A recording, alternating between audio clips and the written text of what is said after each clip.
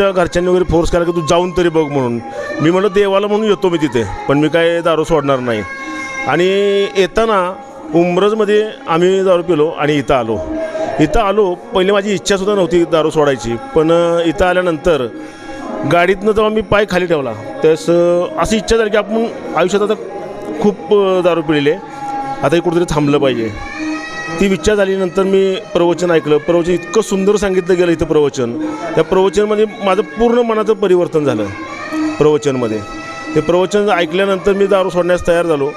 आज मला कमीत कमी दारू सोडून 17 ते 18 वर्ष झालीत पूर्ण.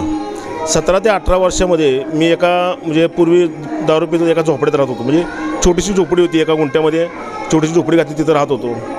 अगदी आमची मिसेस जी आहे ती मला भांगलन टोंगलन करून आणून खायला घालायची, एवढी परिस्थिती बेकार होती माझी. पण आज त्याच जागी मी 3 वेळा बंगला बांधलेला आहे आणि 4 4 व्हीलर जवळजवळ